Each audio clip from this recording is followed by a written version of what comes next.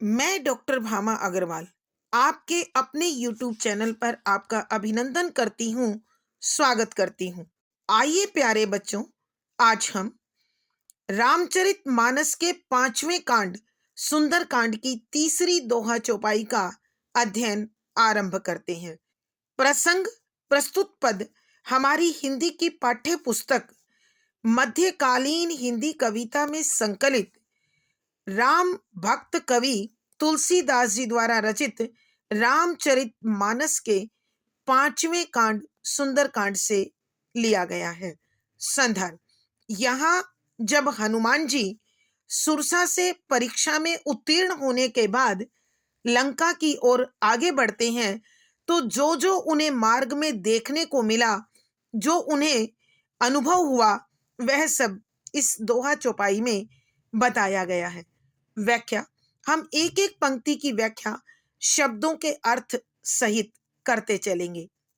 निशिचरी एक सिंधु महु रहे, करी माया नभु के खग गहई।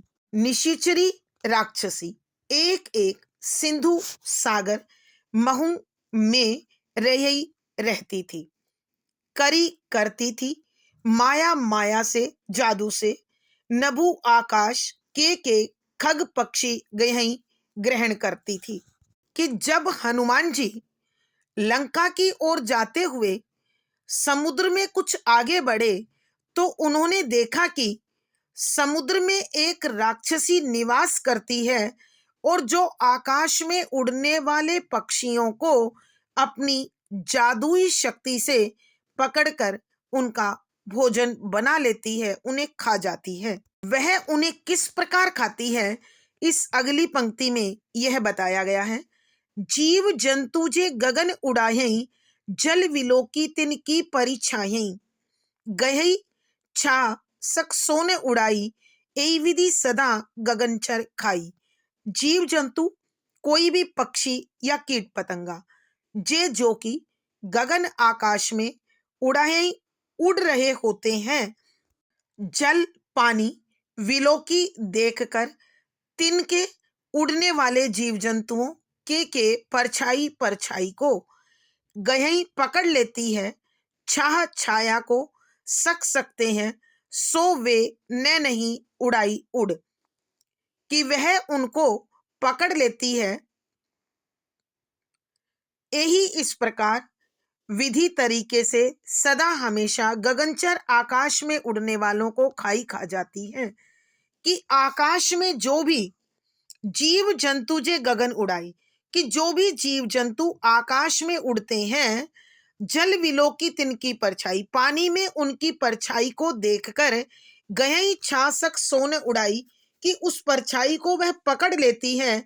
इससे वह परिंदा कीट पतंगा जीव जंतु उड़ नहीं पाता और वह इसी तरीके से आकाश में उड़ने वाले जीवों को पकड़कर खाती रहती थी, अपना भोजन बना लेती थी। फिर साथियों आकाश में तो अब हनुमान जी भी उड़ रहे थे। उनके साथ क्या घटित हुआ, आगे पंक्ति में उसका वर्णन है। सोई छल हनुमान कह कीना, तासु कपटू कपि तुरतहि चीना। ताही मारी मारुत सुत बीरा, बारधी पार गयऊ मति धीरा। सोई इसी प्रकार का छल कपट हनुमान जी कह के साथ कीना किया, कि उस सागर में रहने वाली उस राक्षसी ने इसी प्रकार का छल कपट हनुमान जी के साथ भी किया। अर्थात उड़ते हुए हनुमान जी की परछाई को उसने पकड़ लिया और जब हनुमान जी उड़ने की कोशिश करने लगे, तो वह उड़ने में अपने आप को विफल पाकर और सफल पाकर क्या महसूस करते हैं, देखिए। तासु यानी राक्षसी का, कपटू छल, कपि बानर अर्थात हनुमान जी, तुरतई हाथों हाथ, चीन्हा पहचान लिया। कि राक्षसी के छल को कपट को हनुमान जी ने हाथों हाथ पहचान लिया। ताही मारी मारुतसुत बीरा, ताही उस राक्षसी, मारी मार दिया, मारुतसुत पवन के पुत्र अर्थात हनुमान जी, बीरा बड़ी ताकत से, धैर्य से, वीरता से, कि हनुमान जी ने उस राक्षसी को बड़ी ही वीरता के साथ मार दिया। बारधी पार गयों मति धीरा, बारधी सागर पार दूसरी पार गयों पहुंच गए मति धीरा, धैर्यवान हनुमान जी, कि धैर्यवान हनुमान जी उस राक्षसी को मारकर समुद्र को पार कर दूसरी ओर पहुंच गए। और वहां जाकर क्या देखा, कैसा महसूस किया, यह अगली पंक्ति में बताया है। तहां जाई देखी वन शोभा, गुंजत चंचरीक मधुलोभा।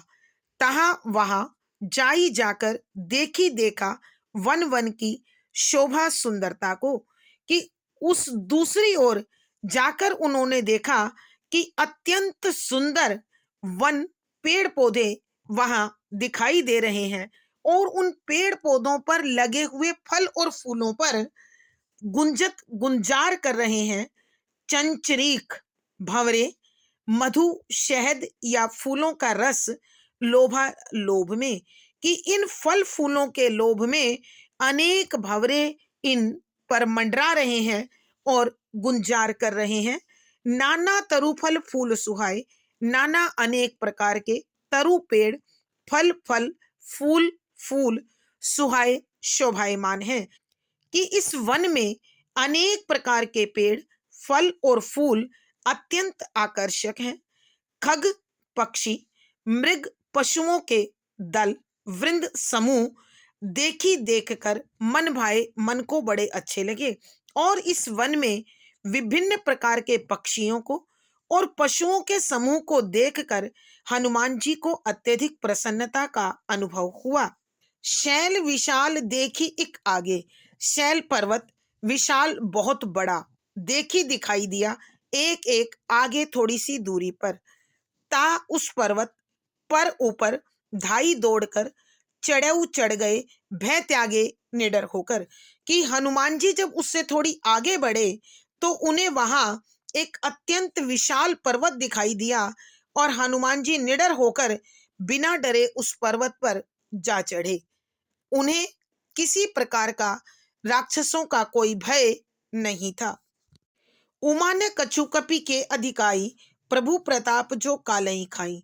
उमा माँ पार्वती, न नहीं, भगवान शंकर माता पार्वती को कहने लगे, उमा, हे उमा, न नहीं, कछु कुछ, कपि हनुमान जी, कई की अधिकाई, प्रशंसा या तारीफ, प्रभु प्रभु श्री राम, प्रताप शक्ति, जो जो कालही यम को खाई खा जाते हैं।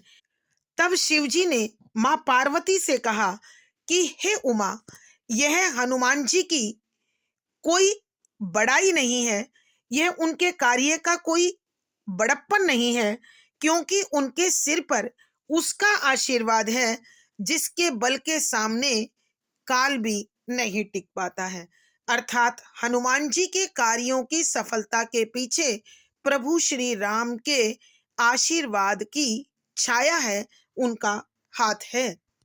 आगे देखिए शंकर भगवान क्या कहते हैं। गिरी पर चढ़ी लंका ते ही देखी, कहीं न जाई अति दुर्ग विशेषी। गिरी पर्वत पर ऊपर चढ़ी चढ़कर लंका लंका ते ही हनुमान जी ने देखी देख ली, कहीं न जाई, बताई नहीं जाती है, अति अत्यधिक दुर्ग किला विशेषी, विशेष बना हुआ है, कि उसी पर्वत पर चढ़कर हनुमान जी ने लंका को बड़ी सावधानी से, बड़ी उत्सुकता से देखा और वह दुर्ग, वह किला इतना अधिक विशेष और आकर्षक बना हुआ था जिसके विषय में कुछ भी बताना असंभव है। अर्थात उसका सौंदर्य, उसकी विशालता, उसकी सुंदरता का वर्णन करना असंभव है। अति उतंग जल निधि चौपासा, कनक कोटकर परम प्रकाशा।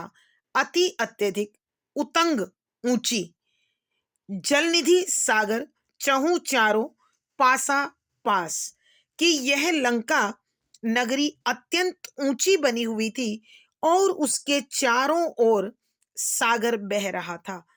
कनक सोने का, कोट किला कर कर रहा था, परम विशेष प्रकार का प्रकाश कि सोने से बनी हुई वह लंका अपने चारों ओर वातावरण में एक विशेष प्रकार का प्रकाश फैला रही थी। अर्थात सोने की चार दीवारी के कारण वहां चारों ओर सुनहरे रंग का प्रकाश फैल रहा था।